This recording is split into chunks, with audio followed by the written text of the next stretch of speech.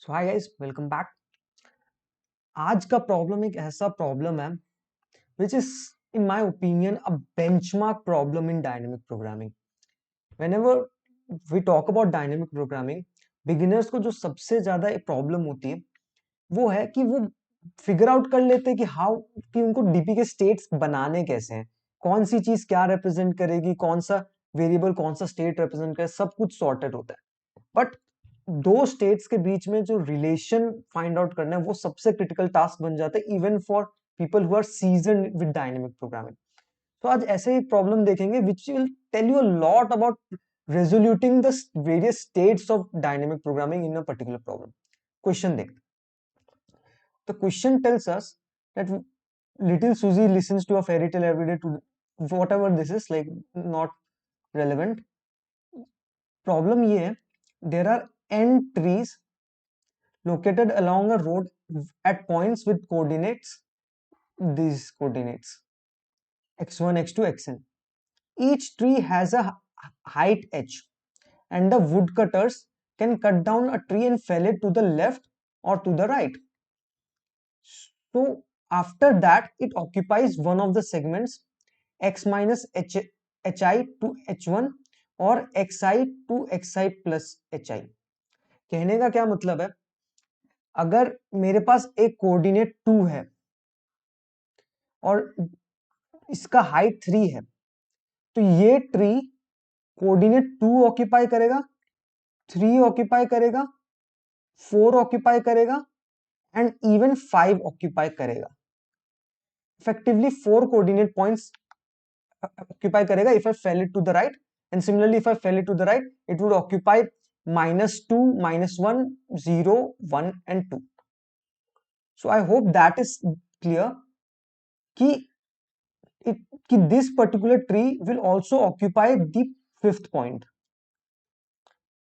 The tree is not cut down, the tree that is not cut down occupies a single point with coordinate xi, that is अगर इसको मैं cut नहीं करता हूं तो ये कोऑर्डिनेट नंबर 2 को ही ऑक्यूपाई करेगा। Woodcutters can fell a tree if a segment is to be occupied by a fallen tree does not contain any occupied point. कहने का क्या मतलब है, मेरे मान लेते हैं मेरे पास दो ट्रीज है 2,3 एंड मे बी 4,2। मैं बोलता हूं ये 2 और 4 कोऑर्डिनेट पॉइंट्स हैं and 3 and 2 are the height of the respective trees. मैं बोलता हूं कि ट्री नंबर 2 को, जो 2 पे सिचुएटेड है, मैं उसको राइट में गिरा देता हूं। तो ये particular tree will occupy 2, 3, 4 and 5। But fourth point पे ऑलरेडी एक ट्री एग्जिस्ट कर रहा है। This is not a valid configuration. एक और एग्जांपल लेते हैं, मे बी 4,2 है और मैं लेता हूं 7,2। अब इस केस के लिए मैं बोलता हूं मेरे पास फोर्थ कोऑर्डिनेट पे 2 लेंथ का एक ट्री है और मेरे पास 7th कोऑर्डिनेट पे 2 लेंथ का एक ट्री है। अगर मैं 4 को राइट में गिराने का सोचूं, देन 4 कौन सा कोऑर्डिनेट पॉइंट ऑक्यूपाई कर रहा है, it would occupy 4, 5, 6। In coordinate points पे एज ऑफ नाउ कुछ भी नहीं है। ओके, मैं बोलता हूं मैं यहां पे गिरा देता हूं वर्क्स। क्या मैं 7 को अब गिरा सकता हूं टुवर्ड्स द लेफ्ट? मैं बोलता हूं 7 को अगर मैं लेफ्ट में गिराऊं तो this would occupy coordinate point 5, 6, 7। मैं 7 को लेफ्ट में नहीं गिरा सकता। that is what this entire paragraph is trying to tell you. So now what the problem says is the woodcutters want to process as many trees as possible. Process मतलब cut करना उनको। What is the maximum number of trees to fell? And then ये हमारा input format। Question को थोड़ा और elaborately समझते हैं। एक कोऑर्डिनेट सिस्टम है that stretches on from -infinity up until infinity। ठीक है, इस कोऑर्डिनेट सिस्टम पे मेरे को कुछ ट्रीज दिए हुए हैं ऑफ वेरिंग हाइट्स। ट्री जिस जिस पॉइंट पे ओरिजिनली है that point is already occupied and all other points are non occupied. अब मेरे को डिसीजन, हर एक ट्री के लिए एक डिसीजन लेना है, या फिर मैं इस ट्री को I don't cut this tree. if I cut this tree, I either fall it towards the left or I fall it towards the right. Let's say this tree was defined by x1 comma h1, the coordinate point and the height of the tree. In this particular case, the tree would be occupying x1 minus h1 comma x1, the endpoints inclusively, and in this case the tree would be occupying x1 comma x1 plus h1, both the endpoints inclusively। ठीक है, अब सोचिए कैसे problem को approach कैसे करें। देखो, जब मैं बोलता हूं, ध्यान से सुनना, मैं बोल रहा हूं मेरे पास 3 ट्रीज है।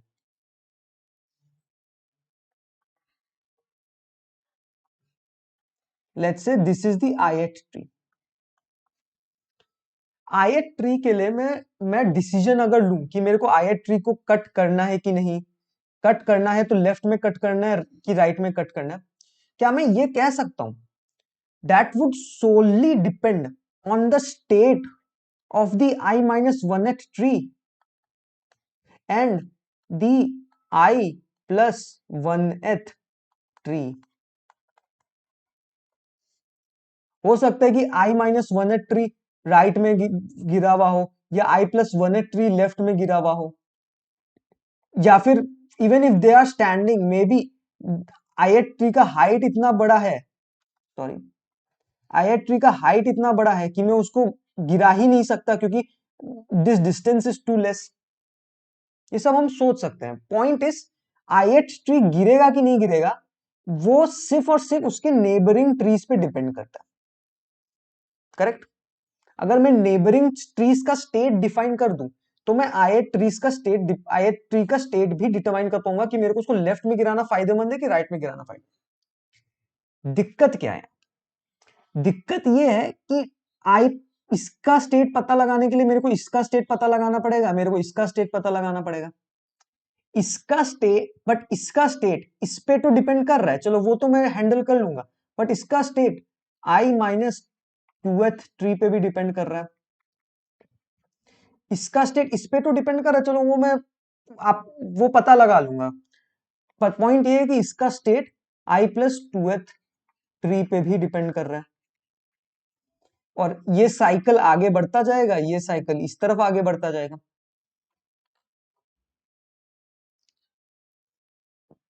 हैंडल कैसे करूंगा?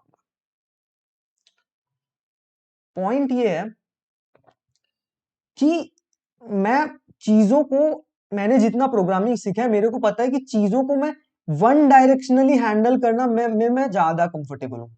मान लो कि मैं आई प्लस 2h ट्री का स्टेट पता लगा लू, फिर आई प्लस 2h ट्री के स्टेट पे आई प्लस 1h ट्री का स्टेट पता लगा लू, फिर आई प्लस 1h ट्री का स्टेट यूज करके मैं ith ट्री का स्टेट पता लगा लू। मैं कुछ ऐसा कर सकता हूं कि मैं फॉर नाउ एक पर्टिकुलर डिपेंडेंसी को एलिमिनेट कर दूं और मैं सिर्फ और सिर्फ एक डिपेंडेंसी पे फोकस करूं। कर सकते हैं, लेट्स ट्राई डूइंग दैट। अगर कर पाए तो अच्छी बात है। मैं बोलता हूं कि अगर मैं ith ट्री पे हूं तो मेरे को i प्लस 1h ट्री के लिए दो चीजें पता है।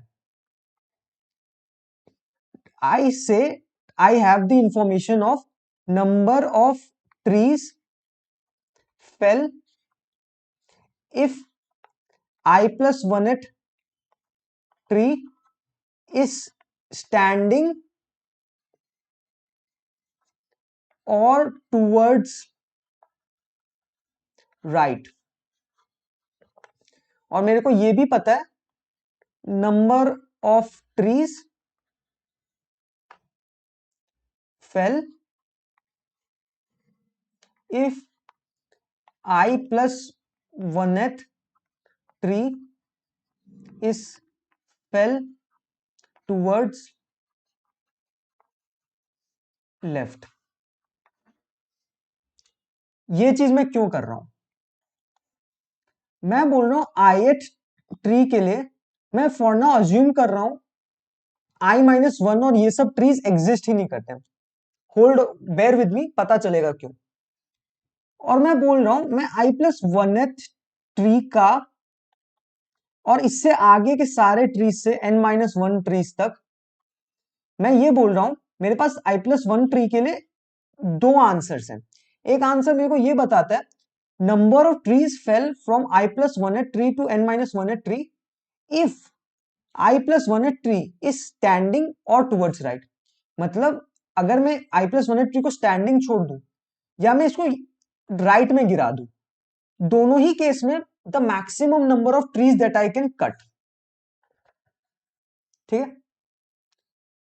अब मैं स्टैंडिंग और टुवर्ड्स राइट को क्लब क्यों कर रहा हूं? क्योंकि ith ट्री को के लिए i+1 ट्री स्टैंडिंग रहे या राइट में रहे, वो ith ट्री के लिए सेम स्टेट है। क्योंकि ith ट्री को मेरे को राइट में गिराना है कि नहीं, वो अगर स्टैंडिंग है तो भी मैं सिर्फ इतना स्पेस यूज कर सकता हूं क्योंकि ये वाला पॉइंट तो ऑक्यूपाइड है, और अगर ये वाला ट्री राइट में भी गिरा हुआ है तो भी मैं सिर्फ इतना ही स्पेस ऑक्यूपाई कर सकता हूं। तो ith ट्री के पर्सपेक्टिव में ये दोनों स्टेट सेम है। और मेरे पास दूसरा आंसर ये है number of trees fail if i+1 tree को मैं लेफ्ट में गिरा दूं। ठीक है,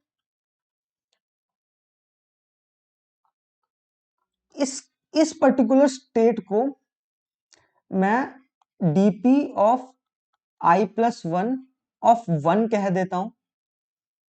इस पर्टिकुलर स्टेट को मैं dp ऑफ i+1 ऑफ 0 कह देता हूं, सॉरी ऑफ 0 कह देता हूं। राइट, अब देखो मैं बोलता हूं ये ith ट्री है जिसकी हाइट a है, ये jth ट्री है जिसकी हाइट b है, और इनके बीच में एक डिस्टेंस है। सिनेरियोस क्या क्या बनते हैं? एक सिनेरियो बनता है दोनों ट्रीज स्टैंडिंग रहे। ठीक है, एक सिनेरियो ये बनता है कि ith ट्री को गिरा दूं, jth ट्री स्टैंडिंग रहे, या फिर राइट में गिर जाए। इस केस में भी ith ट्री स्टैंडिंग रहे, jth ट्री स्टैंडिंग रहे या राइट में गिर जाए। ठीक है, और एक ये दोनों एक केस हो गए। और एक केस बनता है कि मैं ith ट्री को यहां गिरा दूं, jth ट्री स्टैंडिंग रहे या राइट में गिर जाए, या फिर मैं दोनों ही ट्रीज को लेफ्ट में गिरा दूं। इस पर्टिकुलर चीज में मेरे को ith ट्री के लिए कुछ कंसिडर करने की जरूरत नहीं है।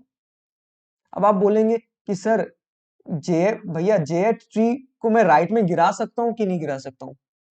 वो हम लोग आपको ith ट्री के चीजों से पता चल जाएगा कि वो चीज jth ट्री पहले ही हैंडल कर चुका होगा। jth ट्री के लिए तुम्हें कोई चिंता करने की जरूरत नहीं है। मैं बोलता हूं इस पर्टिकुलर स्टेट में मेरे को ये इंश्योर करना पड़ेगा कि मैं ith ट्री को राइट में गिरा रहा हूं तो a must be less than this distance.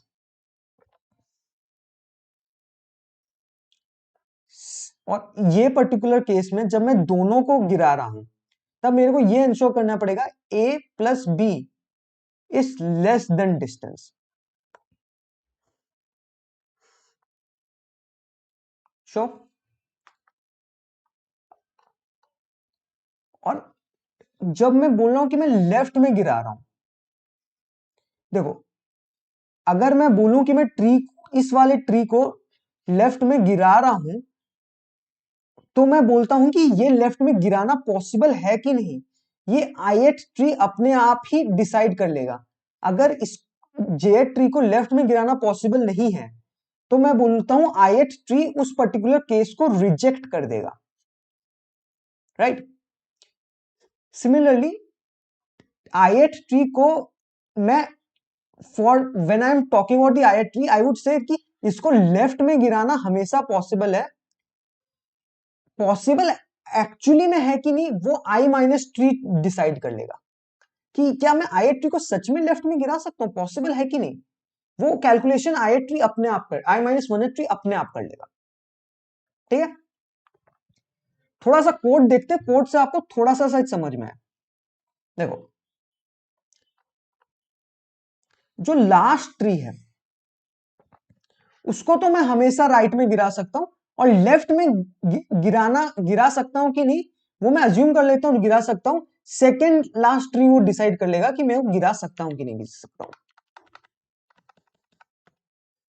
तो मैं बोलता हूं DP of n minus one of zero, कि मैं n माइनस वन ट्री को लेफ्ट में गिरा रहा हूं, is equal to DP of n minus one of one, कि मैं वो लास्ट ट्री को स्टैंडिंग रख रहा हूं या राइट में गिरा रहा हूं।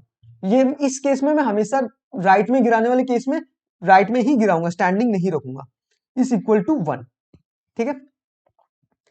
और मैं बोलता हूं for int i equals to n-2 से लेके 0। मैं बोलता हूं int a is equal to height of i, comma b is equal to height of i plus one, comma dist is equal to position of i plus one minus position of i, right. अब मैं बोलता हूं int x is equal to 0। x basically calculate करेगा the value of DP of i of one, कि मैं आई tree को या फिर स्टैंडिंग रख रहा हूं या राइट में गिराने की कोशिश कर रहा हूं। और मैं बोलता हूं सबसे पहले तो x की वैल्यू वो होगी जहां मैं आई ट्री को तो स्टैंडिंग ही रख रहा हूं और जे ट्री को मैं स्टैंडिंग रख रहा हूं या राइट में गिराने की कोशिश कर रहा हूं, यानी that won't be of any calculation. तो मैं सिंपल से बोलूंगा आई ट्री को तो मैं स्टैंडिंग ही रख रहा हूं plus DP of i plus one of one, यहां पे मैं उसको आई प्लस वन ट्री को राइट में गिरा रहा हूं। अगर मैं बोलता हूं if dist is greater than a, तो क्या मैं ये कह सकता हूं x is equal to max of x comma one plus DP of i plus one of one, कह सकता हूं कि भाई मैं वो सबसे पहले मैं बोल रहा हूं कि मैं ये वो केस है जहां मैं आई ट्री को राइट में गिरा रहा हूं और जे ट्री को भी मैं राइट में गिरा रहा हूं। अगर मैं बोलता हूं if dist is greater than b, then मैं बोलता हूं x is equal to max of x comma zero plus DP of i plus one of zero. इस पर्टिकुलर केस में मैं आई ट्री को स्टैंडिंग रख रहा हूं और जे ट्री को मैं लेफ्ट में गिराने की कोशिश कर रहा हूं। अदरवाइज मैं बोलता हूं if dist is greater than a plus b, यानी ए और बी के हाइट से दोनों से ग्रेटर है, तब मैं मैक्स वैक्स कुछ नहीं लूंगा, मैं सिंपल बोलूंगा x is equal to one plus DP of i plus one of zero. इससे फेवरेबल केस क्या हो सकता है, मैं बोल रहा हूं मैं इसको भी इधर गिरा रहा हूं, मैं इसको भी इधर गिरा रहा हूं। सो इससे फेवरेबल केस तो कुछ हो नहीं सकता, राइट। और मैं बोल देता हूं DP of i of zero is sorry this won't be one, it would be one, of i is equal to x। ठीक है, डीप अब लेट्स कैलकुलेट जब मैं ith ट्री को लेफ्ट में गिराऊंगा। मैं बोल रहा हूं ith ट्री को लेफ्ट में गिराने में मैं अज्यूम कर रहा हूं यहां पे कोई ट्री एग्जिस्ट नहीं करता, सो मैं लेफ्ट में तो आराम से गिरा सकता हूं।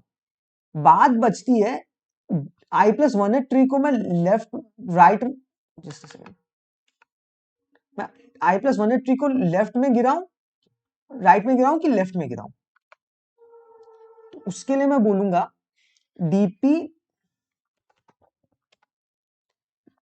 dp ऑफ i ऑफ 0, सबसे पहले तो 1 है क्योंकि मैं उसको एक ट्री को तो मैं कम से कम लेफ्ट में गिरा रहा हूं। उसके बाद मैं बोलता हूं if dist is greater than b, then मैं बोलता हूं dp of i of 0 plus equal dp of i+1 of 0, otherwise dp of i of 0 plus equal dp of i+1 of 1। कहने का क्या मतलब है, अगर ये हाइट b इस डिस्टेंस से ज्यादा है तब तो मैं बोलता हूं कि भाई लेफ्ट में गिरा दो। आपको ये बात एक चीज समझनी पड़ेगी, dp of i+1 will always be greater than dp of i+1 of 1। क्यों? क्योंकि dp of i of 1 क्या रिप्रेजेंट करता है कि मैं इसको स्टैंडिंग रख रहा हूं या मैं इसको राइट में गिरा रहा हूं। हो सकता है कि राइट में गिराना पॉसिबल ही ना हो, मैं इसको स्टैंडिंग रख रहा हूं। अगर dp ऑफ i+1 ऑफ 0 बोलता है कि मैं इसको लेफ्ट में गिरा रहा हूं और इसको अगर मैं लेफ्ट में गिरा रहा हूं तो i+1 ट्रीज के लिए चीजें और ज्यादा आसान हो जाती है क्योंकि उसके लिए लेफ्ट में गिराने का पॉसिबिलिटी खुल जाता है अगर मैं इस ट्री को लेफ्ट में गिराता हूं। So this particular thing is always greater than this particular thing. So preferentially मैं इसको सिलेक्ट करना चाहूंगा, अगर नहीं सिलेक्ट कर पा रहा हूं तो इसको सिलेक्ट कर लूंगा, राइट। और अंत में मैं बोलूंगा return dp of i of sorry i नी of 0 of 0। Why I am saying this कि भैया फर्स्ट ट्री को तो मैं हमेशा ही लेफ्ट में गिराऊंगा, मैं क्यों चाहूंगा कि फर्स्ट ट्री को मैं राइट में गिरा के वो सेकेंड ट्री के साथ इंटरफेरेंस करूं। फर्स्ट ट्री को तो मैं हमेशा ही लेफ्ट में गिराऊंगा। सो आई होप कोड थोड़ा बहुत समझ में आ रहा होगा आपको। थोड़ा सा टफ क्वेश्चन है मैं मानता हूं, बट अगर समझने की कोशिश करो समझ में आ जाएगा। पहले इसको कोड करते हैं, then we will focus on the space optimization of the same. So let's go on to the VS code. मैं बोलता हूं let's get the boilerplate code. Input format आप चेक कर सकते हो, sin n I say for in I take a vector of position and heights, vector of in pos comma height, and I say for int I is equal to 0, I is less than n, I plus plus int a comma b sin a b pos dot push underscore back of a and height dot push underscore back of b। एक चीज आपको जो हमेशा ध्यान रखनी है, positions may not be sorted. और जो एल्गोरिथम हम यहां लगाने की कोशिश करें, we are assuming that the position are consecutive and sorted. That is something that we need to take care of. वो हम बहुत आसानी से टेक केयर कर सकते हैं बस just sorting on the basis of position. I say for int i is equal to 0, i is less than n, i plus plus vec dot push underscore back of cost of I comma height of I, and I just say sort vec dot begin comma vec dot end। Okay, and I say for int I is equal 0, I is less than n I plus plus cos of I is equal to vec of I dot first, height of I is equal to vec of I dot second. Okay, I have sorted the vector now. अब मैं एक dp vector बना लेता हूं, vector of int dp of n comma vector of int of 2 comma 0. States आपको समझ में आ गई होंगी. dp of I of 0, trees fell if I at tree is fell towards left and dp of I of 1 is trees fell if I at tree is standing or towards right. All right. जो n minus one at tree है उसके लिए दोनों ही चीजें one होंगी. Equals one. Now I can iterate from n minus 2th index.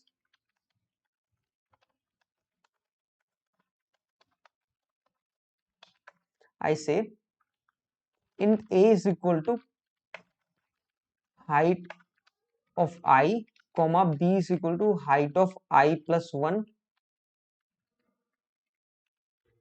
comma dist is equal to pos of I plus 1 minus pos of I, and I say int x is equal to dp of I plus 1 of 1.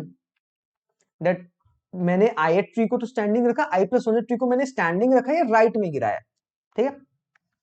अब मैं बोलता हूं if I say a is greater than dist, then I say sorry mistake है, if dist is greater than a then I say x plus plus, कि मैं इसको तो आई plus one tree को तो स्टैंडिंग रख रहा हूं या राइट में गिरा रहा हूं, और आई एट ट्री को मैं भी मैं राइट में गिरा रहा हूं.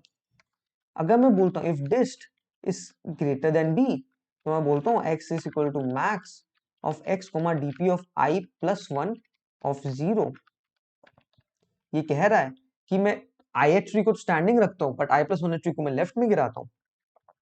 और अगर मैं बोलूं dist is greater than a plus b, तब मैं सिंपली बोल सकता हूं x is equal to i plus one of x equal to one plus dp of i plus 1 of 0, and I say dp of I of 1 is equal to x. I say dp of I of 0 कि मैं आई tree को left में गिरा रहा हूं, वो obviously मैं हमेशा मानूंगा कि मैं गिरा सकता हूं, मैं उसको बोलूंगा वो 1 है. और मैं बोलता हूं if dist is greater than b, then I say dp of I of 0 plus equal dp of I plus 1 of 0. Otherwise I say else dp of I of 0 plus equal dp of I plus 1 of 1, and I say count dp of 0 of 0. Let's try and take up a test case of this particular problem and see if we are getting the correct answer or not. Let's take up this particular test case. Let's say paste, and as you can see, the desired output is 4 and we are also getting the output as 4. Let's try to submit this particular problem. Equal C. Let's say submit.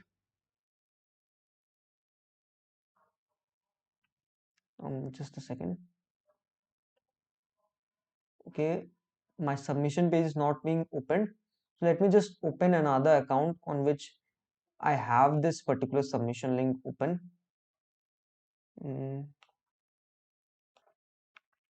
Okay guys, छोटा सा issue था, login नहीं हो रहा था, so let's just try to submit this problem for this particular problem woodcutters, and let's see if we get a submitted solution on this or not.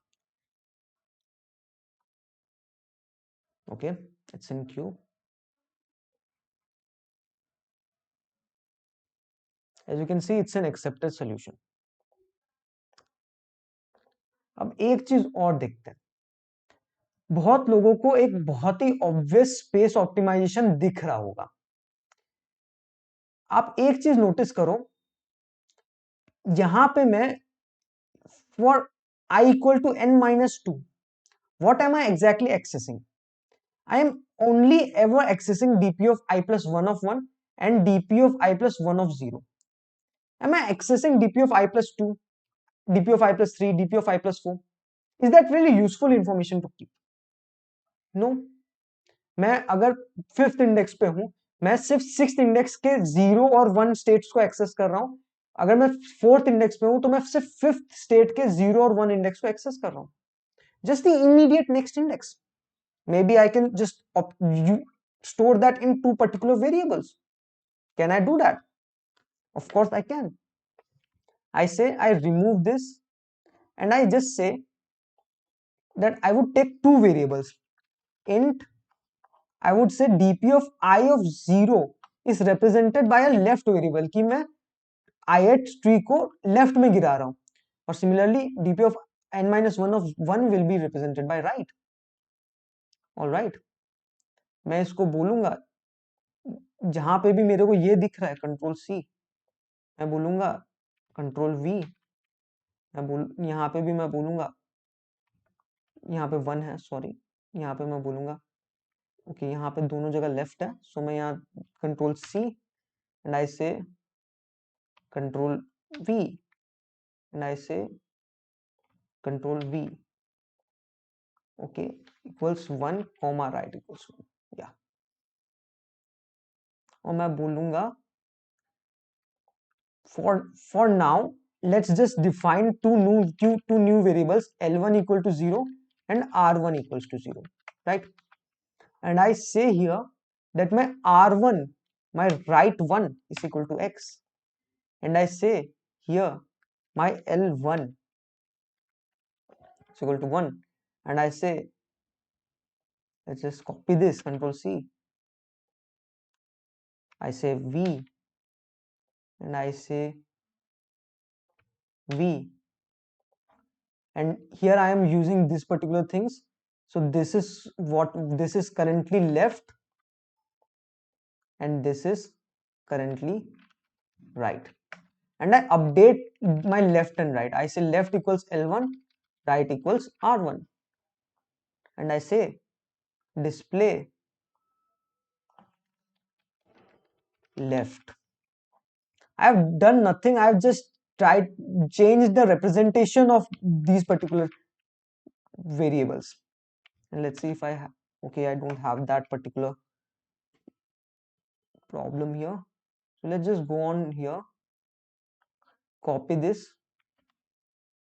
paste this here. Now you can see, okay just a second, I have copied this correctly, right?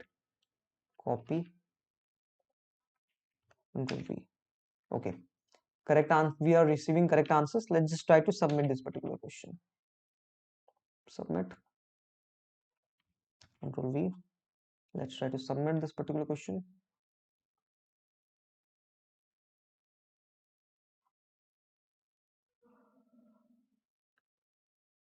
Right, okay, as we can see it's an accepted solution.